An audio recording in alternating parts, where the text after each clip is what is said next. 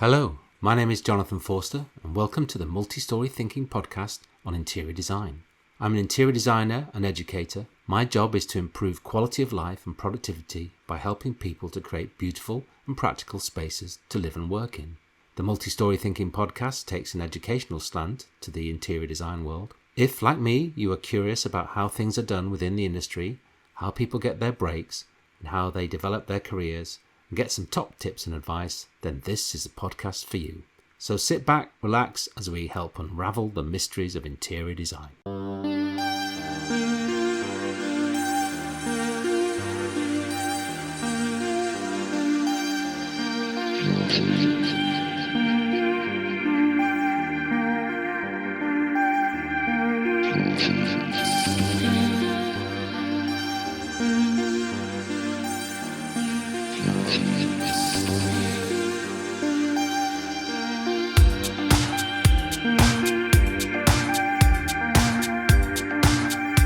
Maggie Swift is the founding partner of Unframed Digital, a bespoke marketing agency based in Denver and Los Angeles, specializing in the built environment and working with architecture and interior design practices, construction and manufacturing industries. Unframed Digital acts as a partner to marketing teams, specializing in SEO strategies with a data-driven approach. Maggie is passionate about optimized foundations, website strategy, customer-first methods, and helping marketers thrive. I spoke to Maggie via Zoom in July 2025.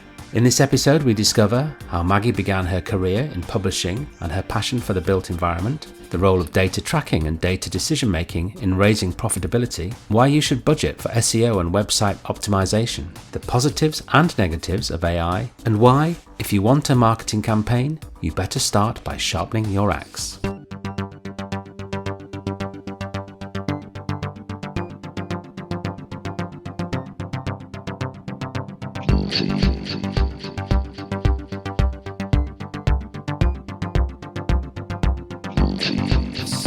I was really interested in your approach to SEO, and it's an industry that almost everybody any person running a business is probably bombarded by emails from people who say that they can sort out your business with their SEO strategy.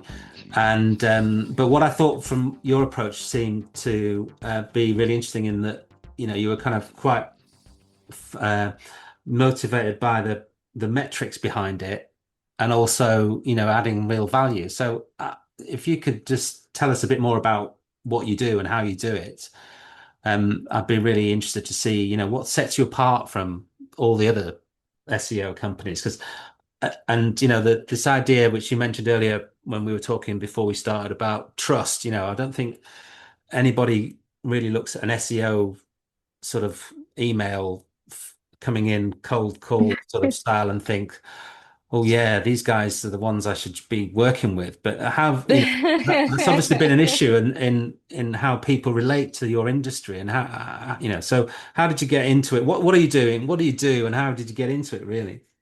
Yeah. It's funny because yes, even I get bombarded with SEO emails, which is quite ironic. And I do feel, and I think a lot of SEOs will probably agree with this, that we're sort of like the redheaded stepchild of the marketing world.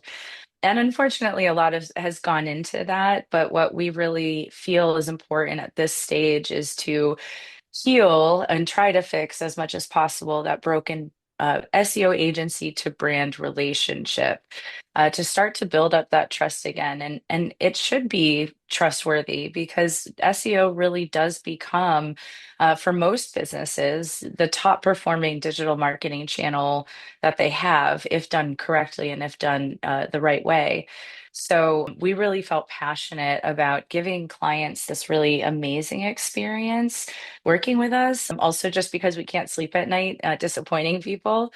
But we really wanted to just start to take and chip away at those steps and say, hey, there are SEO people out here who love honesty, who have integrity, who take accountability, and who really just want to do good work and help build and empower your business to grow more aggressively. So what's the difference between then your approach, or what were you trying to overcome, I guess, the idea of you talk about transparency, but I mean, Mhm. how do SEO companies prove that they're making a difference? I think that's what everyone fears. They're going to plow a load of money in. They're not going to know which sort of content's working. What is the Mhm. impact on the bottom line? Were you looking at those kind of things as part of your approach? Yeah, absolutely. And it's funny because we say that we're really data driven in our approach. And we are really passionate sort of data nerds, if you will. That's one of my favorite parts is analyzing data. And the reason why it's kind of funny too to say data driven is that if you're really a keen SEO person and you love SEO, you know and understand that SEO is 70% data analysis, if not even more than that. So, but I think ultimately one of the biggest concerns and sort of complaints that I hear from prospects of mine is that their past SEO agency wasn't transparent enough. They didn't really understand how SEO was impacting their bottom line. They didn't understand what the SEO agency was doing on a day to day or even on a month to month at a high level. So that lack of transparency is enormously problematic, especially for a marketing channel that is so technical and so complex that the normal average person, even as a CMO or even as a seasoned marketing leader, with even a Harvard degree, right, can't simply lift the hood and truly say, this is working, this is what should be going on, and these people are who they say they are. So it does get a little bit murky, and it's really even more vital because of the inherent nature of SEO for us to be as transparent as possible, for us to be as educational as possible, and for us to really validate our work, especially as you said, people are spending a lot of money on that. So I feel like that's an answer, like a first answer to the question or what we're talking about. But the other part to this is that oftentimes we find that pricing is and cost of SEO is so very variable, right? You've got some SEO agencies that are charging, $800 a month for SEO. Some companies are charging 1,000, and then you've got companies that are charging anywhere from 5 grand all the way up to 25 grand, 30 grand a month. So I think transparency is key. Really doing the great work is key. And ultimately saying, as a pricing model, hey, $1,000 is not going to get to where you want to go simply, and that's the fact. And we can't even charge you $1,000 because there's no way that we can really effectively budget our time in order to do everything that it takes for SEO. So we're very upfront and honest, in addition to all of the other aforementioned items Yeah. when it comes to a partnership. So you obviously like the tech side of things, but you didn't start in that. You were into publishing previously. What was the kind of just a bit of history of that experience, but also what was the point you decided to launch into SEO and really go for it? Yeah, yeah, we came from publishing. My business partner and I was the ad director for a publishing company and ended up building out the digital department essentially with my publisher's help for, 5 different magazines essentially. And ultimately getting our hands dirty into that digital marketing world really allowed me to get a glimpse into what data tracking and data decision making can bring to companies and marketing teams, how that can bring a higher profitability, but also really empower this sense of confidence in what direction to take to grow the business more effectively. When we started our company, I think a lot of marketing agencies begin this way. We'll do whatever you want as long as you write us a check, right? It doesn't matter if you want us to do e-newsletters, sure, we can do that. Social media, no problem. But obviously, that's not tenable. It's not something that's going to take us to where we want to go in the long run. And so we really started chipping away. What do we like the most? What do we enjoy the most? But also, what are our clients asking for the most? Where's the demand? And then what are we making the most money on? But also, what was really important for me is what had the most viability in such a crazy, like digital first, technology first world. And I just thought Google's not going anywhere. Search engine in particular allow a customer, a user, to find the information that they want when they want it and in as much detail as they want it. On the other hand, it allows brands to essentially measure purchase intent and target not exact purchase intent, but pretty darn close purchase Mm. intent, because you're using those keyword strategies, right? You're not searching for pizza near me unless you have a hankering for pizza, right? Yes. Yeah. So that purchase intent also led me to believe this is a really viable marketing channel for us to do. But again, I also just loved that it was based off of the company's own assets, the website, optimizing the website, which frankly, I find to be the business's greatest asset as a business. So you learn all those skills on the job with your publishing role, and then thought, right, we're going to go for it, set up. And you were working with your partner Laura, aren't you? And that was do you set up in Colorado? And now you're in two different locations, aren't you? Yeah, yeah, we started in Denver, and then I relocated to Los Angeles. So we sort of set up a satellite in Los Angeles. But honestly, we work with people across the world. I've Yeah. got people in Croatia, in Serbia, in the Philippines, in Mexico, in Canada, and then of course in various parts of the United States. So we absolutely are just kind of remote first, just because we want to have access and cohesion across Yeah. worldwide talent. And Yeah. and the target market for the companies that you're trying to promote is built out from your experience within the design sector. Yeah, we've been in architecture and design marketing for over 10 years. And we just feel really passionate about about the built environment in general. I, for one, it just have always loved architecture. But I really feel that there's just craftsmanship behind it. There's a story behind it that needs to be told. And it's something to not take lightly, right? You're building a home, somebody's like, essentially like the most important part of their lives almost to most people. And you're also building something that is a permanence in the community, especially on the commercial level, right? Or on the cityscape.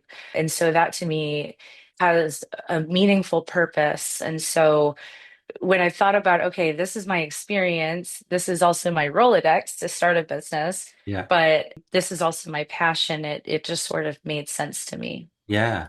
I think you're right. I think that's a great opportunity, isn't there, to shape the world around us in that Yeah, totally. And it allows us to like be a part of this industry without having to be a licensed architect, yes. where I'm like, oh, darn, I wish I had gone to architecture school and thought of that.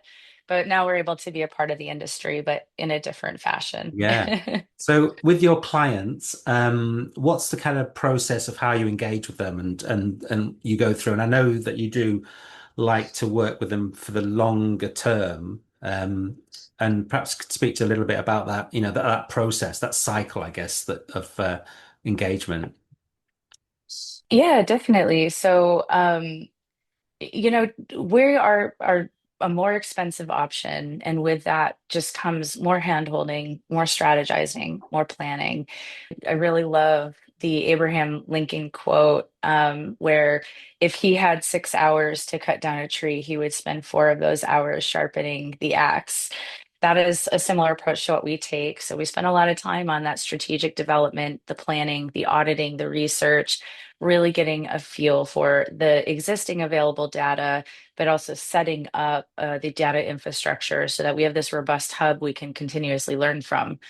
When it comes to learning about the brand, that is absolutely something we do as well. We really want to make sure that we are pursuing content topics, pursuing keyword strategies that align with all of their target audiences. And most of our brands do have multiple target audiences. For example, a hardware company has the homeowner, they have the interior designer, they have the architect, and they have the builder. Mm. So we really need to get familiar with that. And also, of course, get familiar with the goals and the KPIs and what's going to be most impactful to that marketing leader doing the best job that they can for their bosses. That's our goal is to make those marketing leaders shine.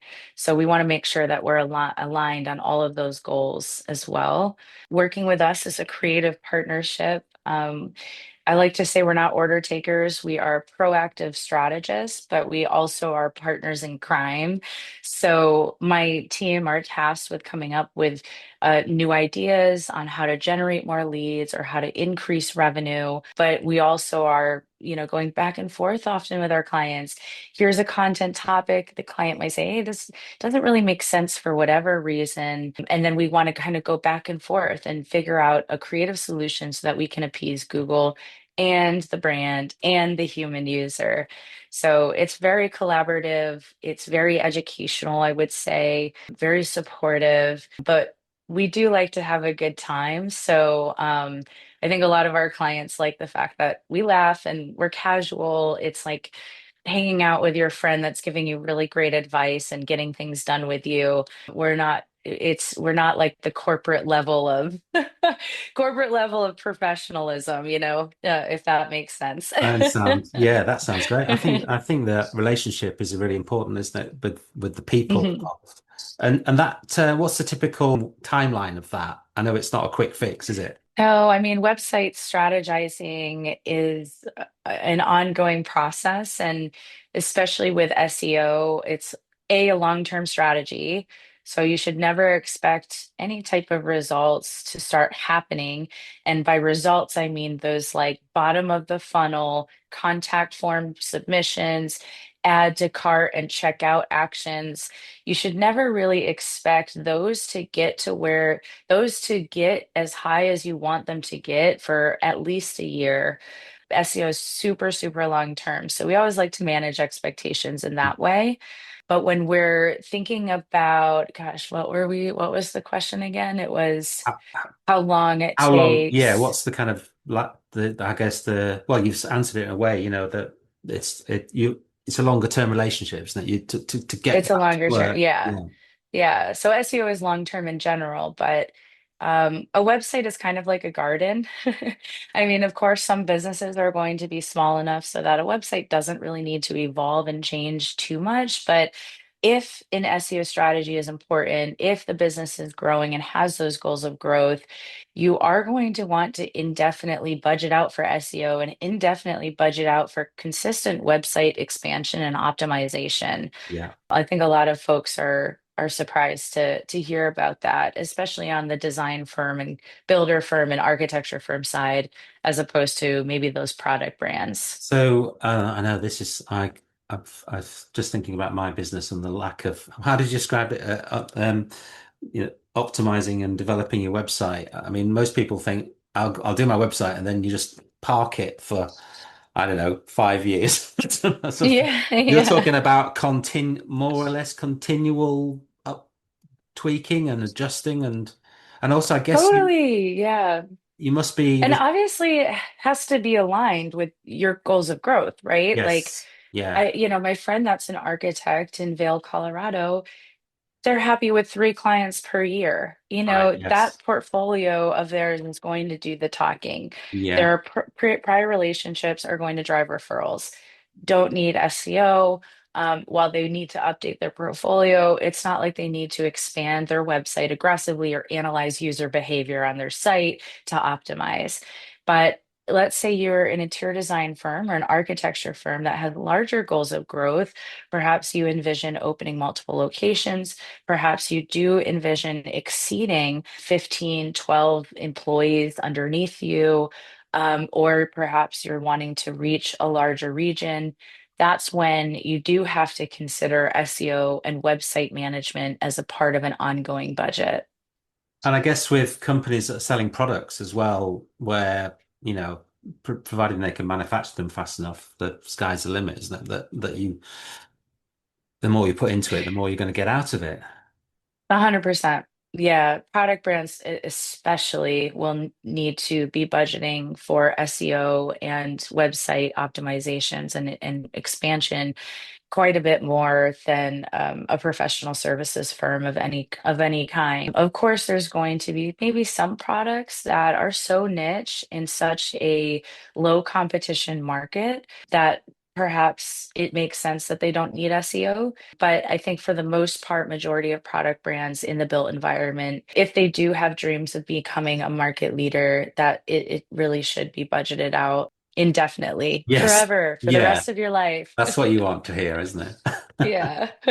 The how much of the uh, are changes in the way in which Google and other browsers are assessing websites? I mean, that must be an important part of your research to keep on top of that, but also to change the way you're delivering content or the different approaches to that. But as they, I keep hearing things about, oh, Google's changed the way it spots, trawl through your website. So you've got to, you're thinking, oh God, I barely got my head around the previous version, but that Right. must be a constant thing, is keeping on top of what's happening at the search engine end of it.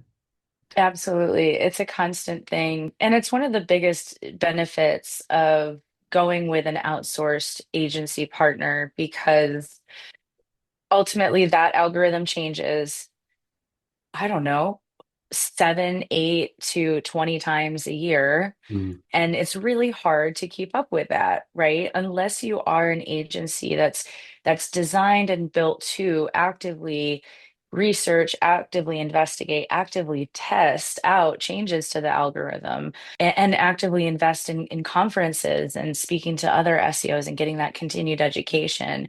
It's really hard for a brand and an in-house SEO team, or even obviously one manager, to really stay on top of those algorithm changes. And we do that in a multitude of ways, right? We're constantly going to conferences.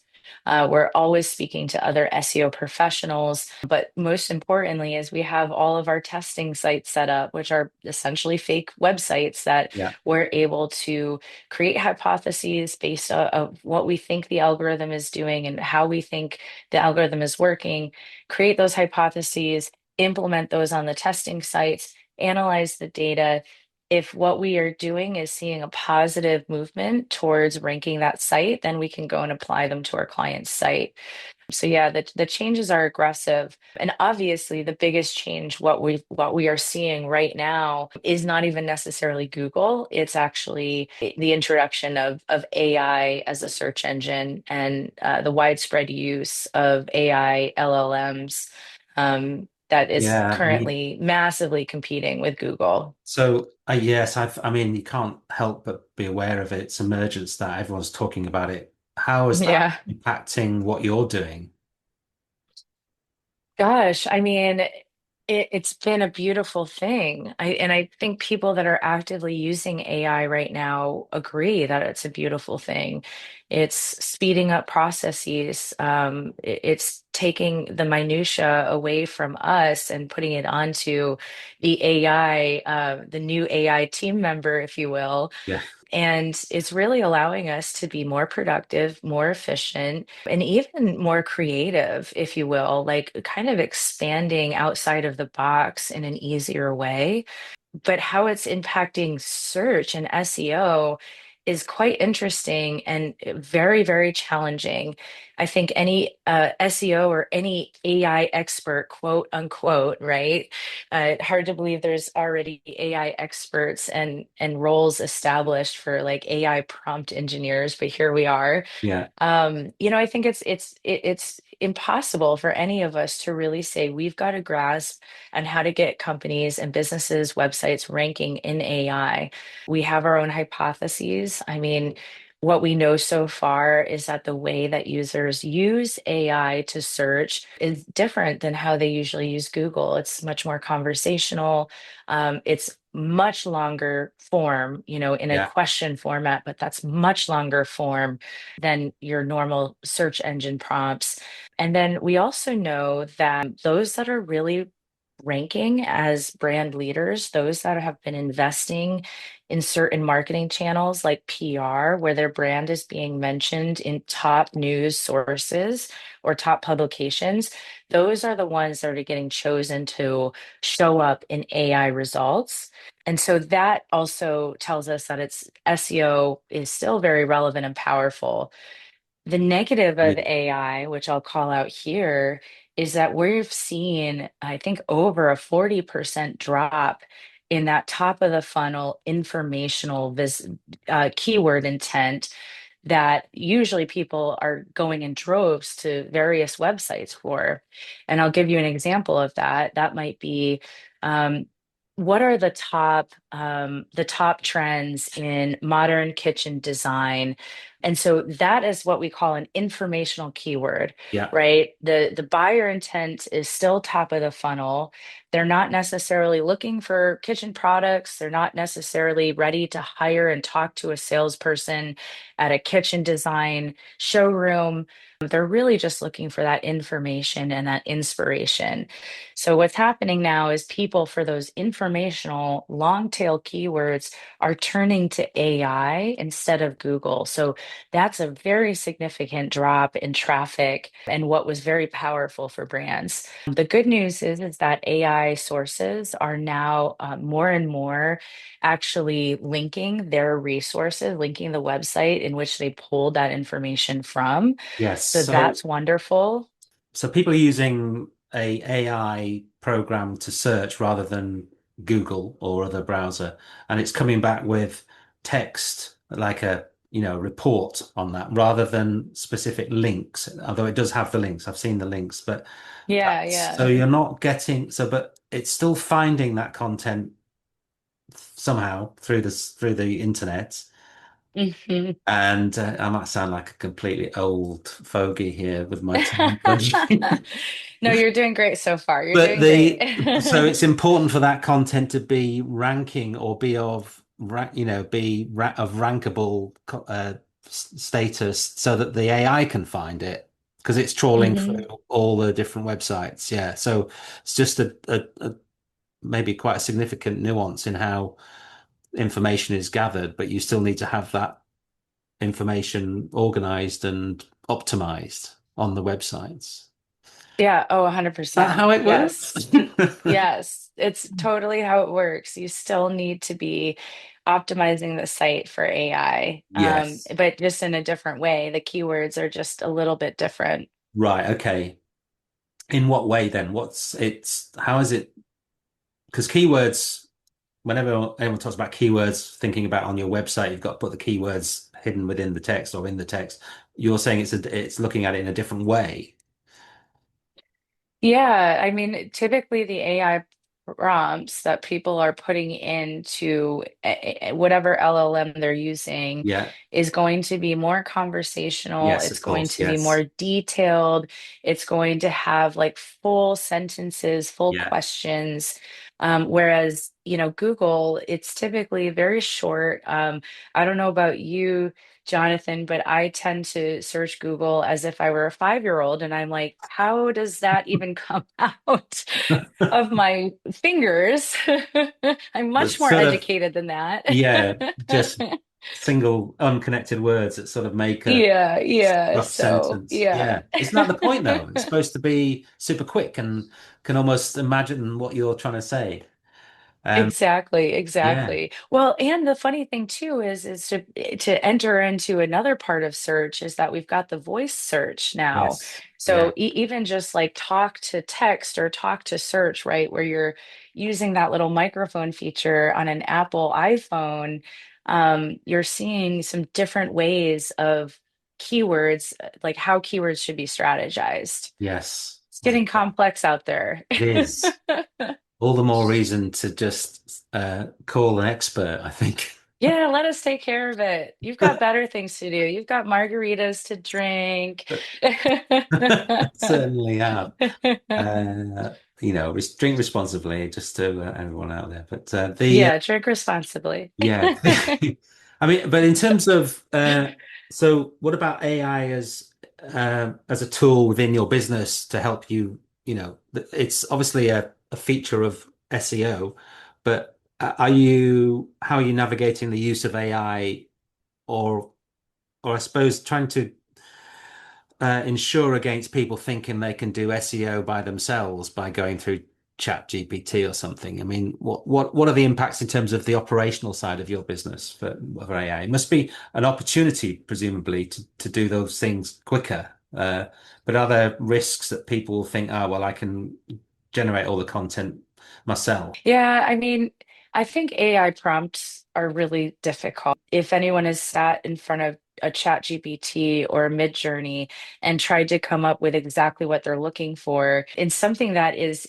more mid to senior level, like complex, I think that we can all attest that it's wow, this is more challenging than I thought it would be to get to that end deliverable, that end thing that Yeah, I'm looking for. But ultimately, what we started doing is starting small. I mean, my SEO team has been using AI for a very long time, even before ChatGPT, in their processes, in their sort of content process as well. So adapting to ChatGPT was not second nature because it was so different, but it was a lot easier than someone like me who had a little bit of a tough time not feeling intimidated and inundated by it all. For us, where AI is really shining is in the processes, is speeding up those processes, being yeah, more productive, but again, also just being able to expand that creative thought process. I never thought of that. That is so cool. And that would only have been thought about or only have been in our radar if, AI was there. If we were just trying to think, we would have been limited quite a bit. yes. I We think it use it does. across, yeah. Sorry, I think it does enable you to, depending on how much you know about stuff, even if you know quite a lot about something, you can extend, like you say, expand the scope of what you're dealing with by it just sort of picks up stuff, doesn't it? That you might have thought, oh, I forgot about that, or if you're and it does it so quickly that the researching around anything that you're trying to put together is just compressed ridiculously. But you still need to know what you're putting together to make sense of it and make sure it's not gobbledygook, or Yeah. tweak it to whatever you need, the application. A Um, 100%. And those outlines too, that brainstorming, it's amazing mm, for that. And that specifically is something we use AI for, is helping us create our content outlines, given the keyword strategy, given the competitor research that we've done. So that's all a part of our prompts. Now create this yeah, content outline that we're going to hand off to the copywriter. yeah. So It's yes. So you're bringing all of your expertise together and using that as a fast track tool to consolidate and then take it further. yeah, yeah, definitely. Absolutely. It's a fascinating area, isn't it? I think the creatives amongst us, or the creative industry, are worried that they're going to just be replaced. But I think if it's used in the right way, I'm pretty sure it's going to make their products or their services more competitive and better quality. We'll see. Yeah, I think so too. I mean, there's obviously that underlying fear. For SEO, we're not too worried about it at this time. It's just a really complex field that needs to be mapped out. It needs to be thought of. There's so many things that you have to do to adapt quickly and be on your toes about. And then there's a lot of the human touch added to it, especially when we're thinking about different users and navigating different audience verticals. But yeah, it's something to feel concerned about. I think that's very validated, and very valid, I should say. Yeah. Um, and I just hope moving forward that people choose to use it with integrity and people choose to build it with integrity. Yes. Yeah. When you're working with your clients, how much kind of groundwork do you need to do in terms of perhaps realigning their message, or getting their assets to match their brand values? So there must be an element of that, is there? And before you can start the CEO, is that a part of the process?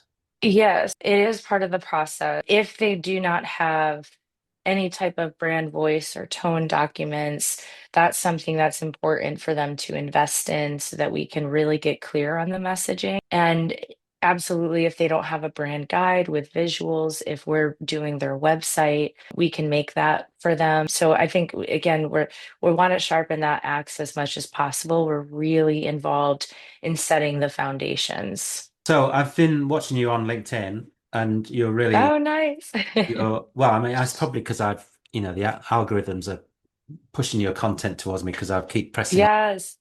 But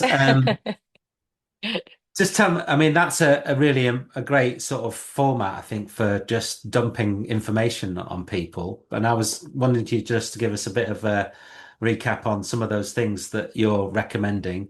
So, content repurposing. Tell me about that. Mhm.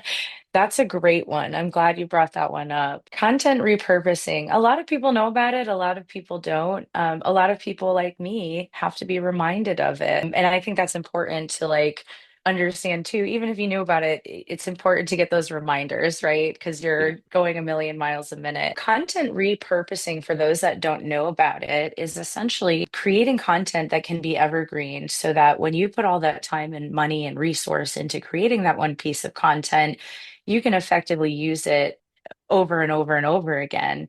And even if we think about something like a social media strategy, and I'll just talk B2B at this point and LinkedIn. So you have one blog post that maybe you created a year ago.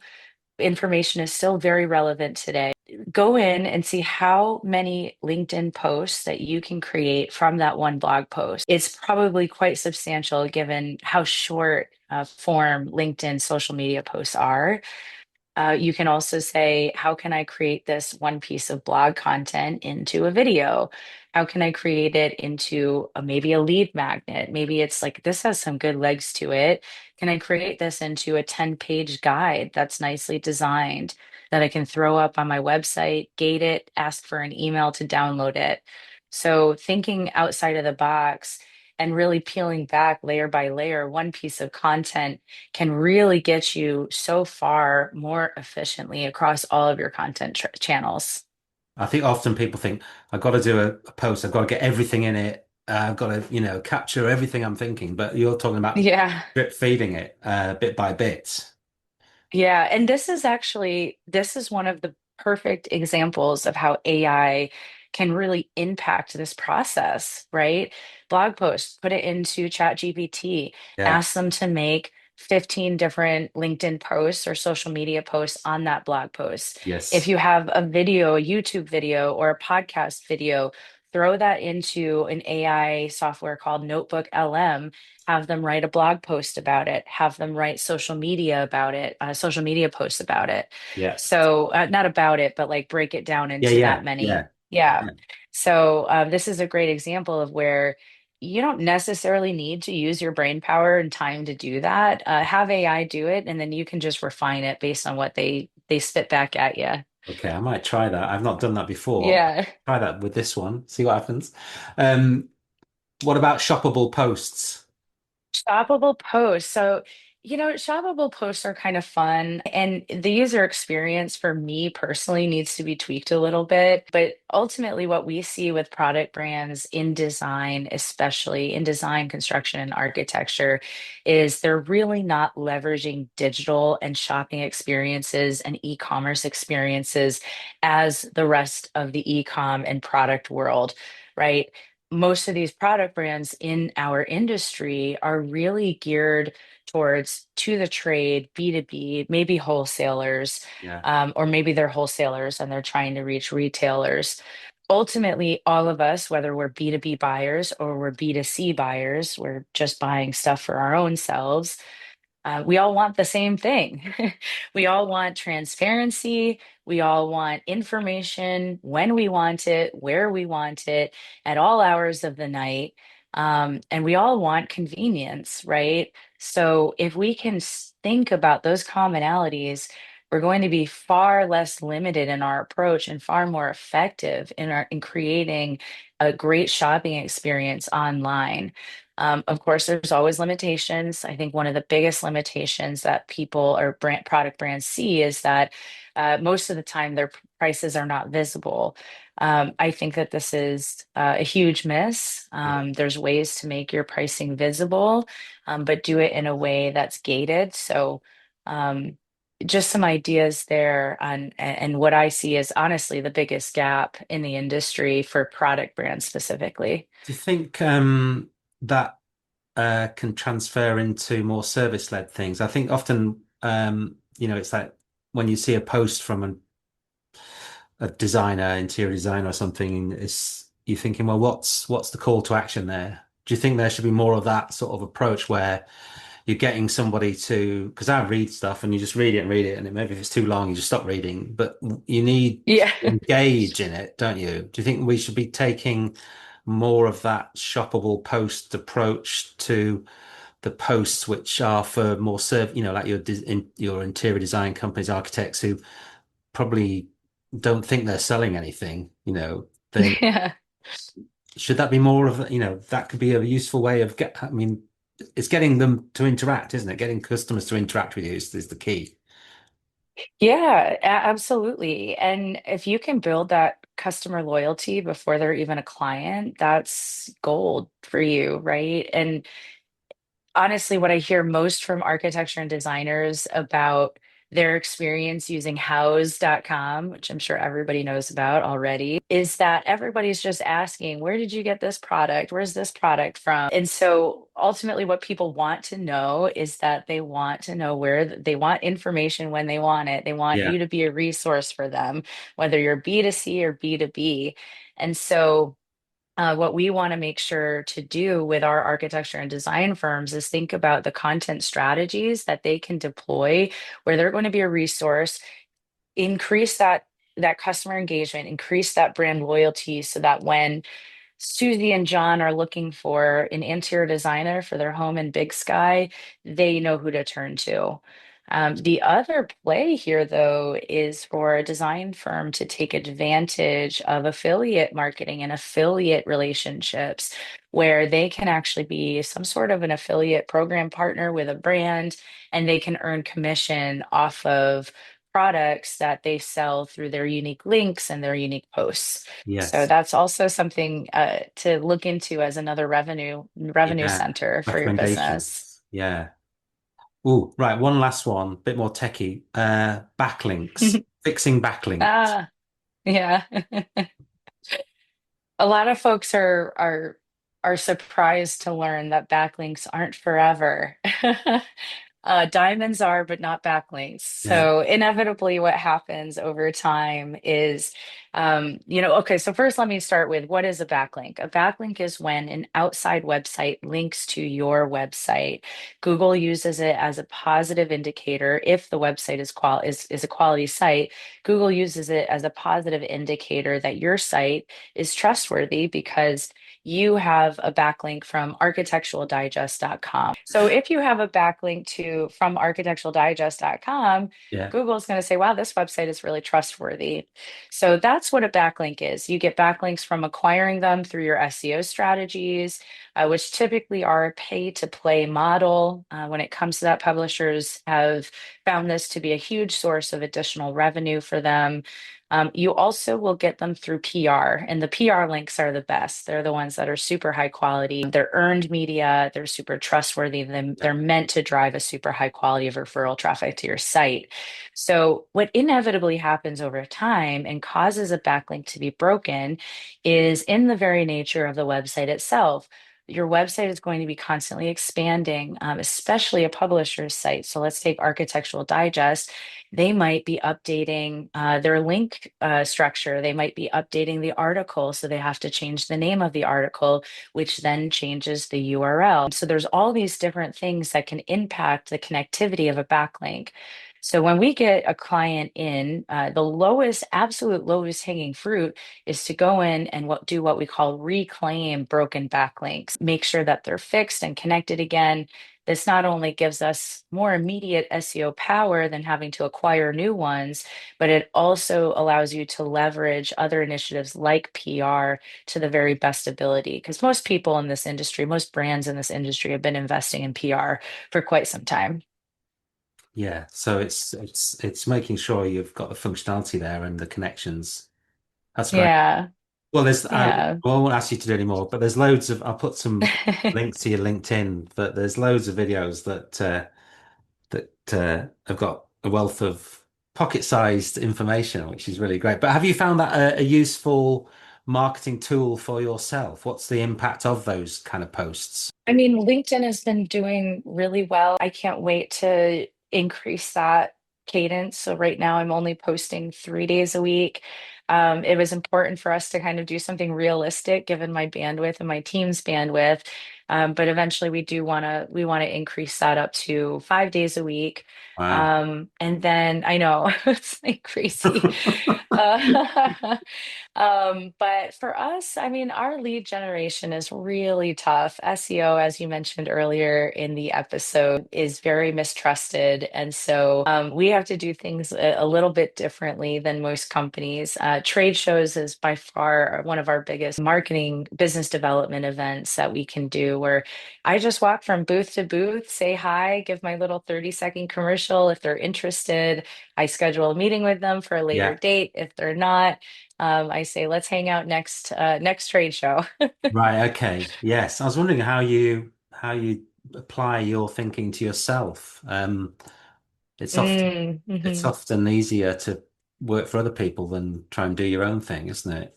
Do you? Oh my gosh, the cobbler's kids without the shoes. Yes. I think everybody feels that at some point. Yeah.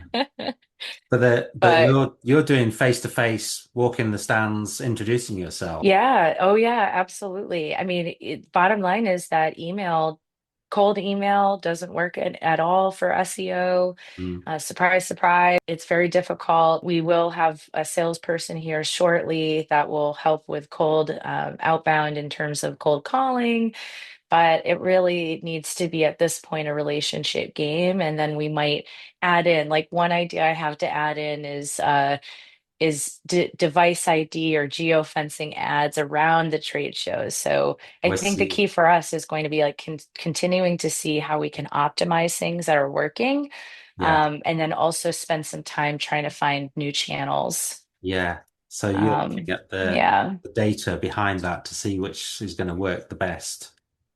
Definitely, definitely. And I mean, similar to product brands, which people don't think about with marketing agencies, but we also have to do some sort of product and service development ourselves as a marketing firm. So, I mean, we're looking at, doing PR services or buying a PR firm to acquire because PR is doing so well and Yeah. it has such alignment with SEO. So, there's a lot of things we're noodling on right now in all the Sounds free time good. that we have. In all the free time, in between all your posts. We talked earlier before we started recording about, relaxing. What do you do? How do you relax, or have you not got time for that? Yoga. Yoga. Yoga and Real Housewives on Bravo. Oh, I see. It's a good Yep, combination. and reading the latest Eric Larson book. All right, okay. There's some good tips there. What do you think are the challenges then, or the opportunities for your business over the next, 18 months to 5 years? How do you see the future? I think definitely developing our services, expanding those out is going to be a big opportunity for us. I think bringing more and more people in-house. We currently work off of, like, we have some people in-house, but we work off of a sort of hybrid business model where some are 1099, some are in-house. At some point for professional services firms, it's going to be much more scalable to have somebody in-house, because their capacity is just different and how much we pay for that. Yeah. Yeah. So yeah, it'll be interesting.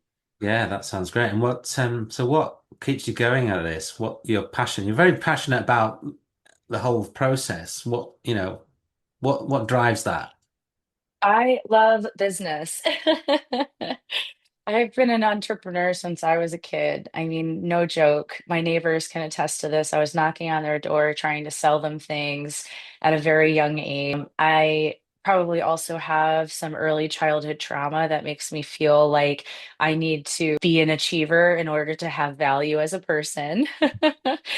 But that's part joke, part not joke. And Yes. I think a lot of high achievers probably are nodding their head like, yep, that's me.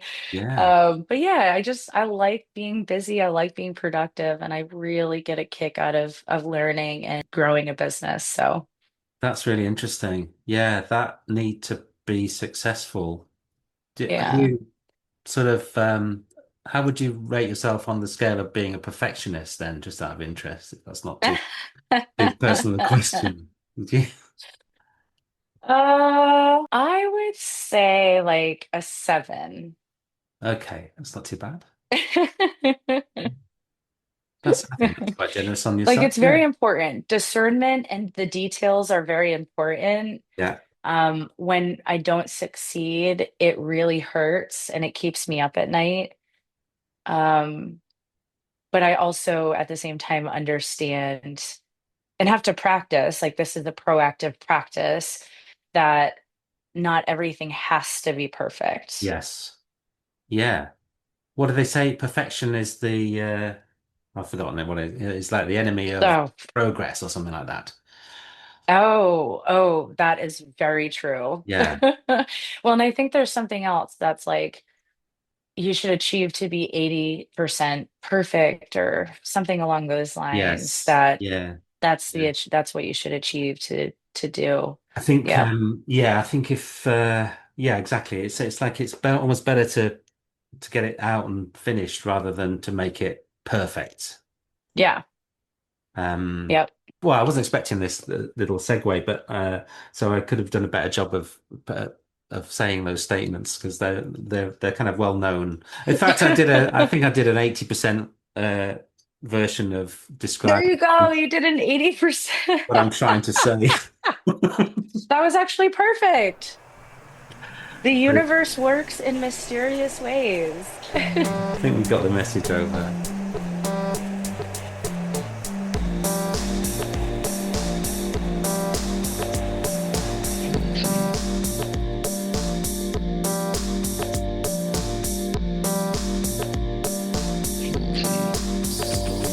I'd like to thank Maggie for taking the time to speak to me. It's really great to speak to someone who is so passionate about what they do and has developed a really great understanding of the dynamics and the processes of her business and how to measure success and how to create strategies and understand their impact. It's really impressive the amount of research they do and their human-centered approach to how to market a company or design practice really sets them apart, and the way in which they build long-term relationships means you have a really strong partner with your marketing team that you can work with over a long period of time. Maggie really demystifies the process and the mechanics of SEO optimization, and she's got loads of helpful guides and tips on LinkedIn and other platforms. I've got some links in the show notes for that. I'd like to thank Dave Clark from I Am the How for production support and invaluable advice in the setting up of this podcast,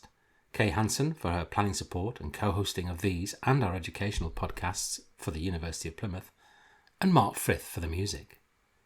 I'd love to hear your feedback on the podcast. Leave a comment or get in touch via the website or Instagram. Thanks for listening. Bye for now.